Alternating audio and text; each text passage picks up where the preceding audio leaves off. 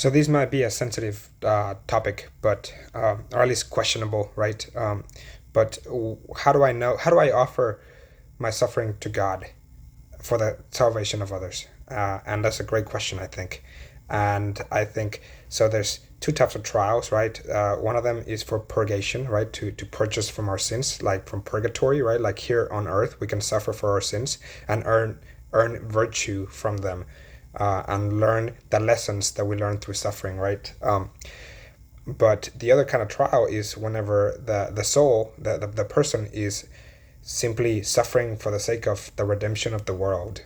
And the question is, how do we get there? And my personal answer to this is that a person has to become very much Christ-like, to the point that their virtue might not be perfect, but they are so habitual in their good habits, in their virtue, right? Like a virtue is a habitual good habit.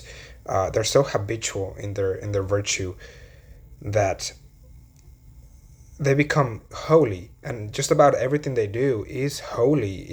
It has beautiful and pure intentions. And I'm not saying that they don't fall ever, but again, that they have reached a level of holiness through their practice of virtue, that purgation happens even deeper in the soul, and it's not so much about different trials, like physical trials that God allows them to have, but it's so much deeper, right? It very much the difference between getting crucified and then saying, Father, Father, why have you abandoned me, right? Like such a harsh spiritual trial that Jesus was going through, not just physical trial as well. Um, but the question is, yeah, I simply, how do I know that my suffering is actually being received by God for the salvation of the world? And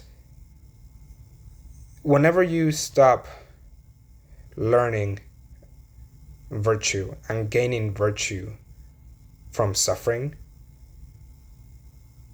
and whenever suffering becomes a delight rather than a trial itself, like whenever any kind of suffering that God sends you is you're so knowledgeable, and you acknowledge that because of this trial, because of this suffering that God is sending me, I'm going to grow so much, and you delight in that, and that growing in virtue is your first and foremost priority.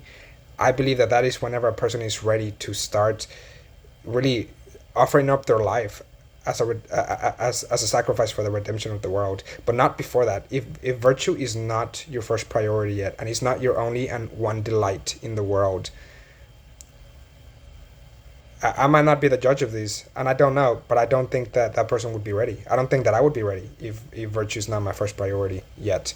So, uh, yeah, to suffering is such a beautiful delight that whenever it is offered to God, it manifests salvation in itself, because you have gained so much virtue that suddenly you become a fountain of virtue being poured out for others. So what I mean by that is, right, like first I am empty, and I start growing in virtue more and more and more, to the point that eventually I am so full of virtue that it just kind of comes out of me, and virtue is contagious towards other people, and suddenly I'm evangelizing without having to evangelize, and I'm converting people without really having to do much convincing, right? I'm just living my life the way I am, and I am so full of virtue that other people immediately want to be virtuous, and that is how we redeem the world.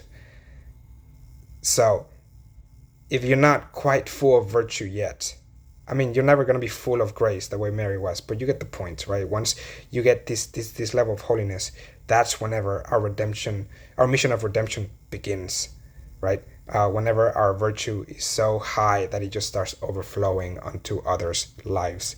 Great. All right. See you guys.